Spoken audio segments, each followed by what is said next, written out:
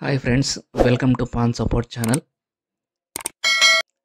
ఈరోజు instant top up option ద్వారా మన వ్యాలెట్ని ఎలా రీఛార్జ్ చేసుకోవాలో తెలుసుకుందాం.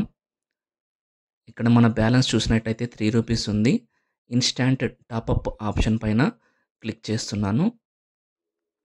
ఇక్కడ కనిపిస్తున్న క్యూఆర్కి అమౌంట్ సెండ్ చేసి యూటీఆర్ నెంబర్ కరెక్ట్గా ఎంటర్ చేసి అమౌంట్ ఎంటర్ చేశారంటే ఇన్స్టాంట్గా మన వ్యాలెట్కి రీఛార్జ్ అనేది క్రెడిట్ అవుతుంది.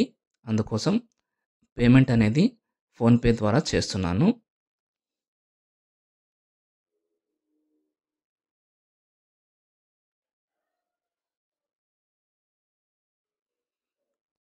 ఫోన్పే ద్వారా అమౌంట్ రీఛార్జ్ సక్సెస్ అయిన తర్వాత మనకు యూటీఆర్ అనే 12 డిజిట్స్ నెంబర్ అనేది వస్తుంది.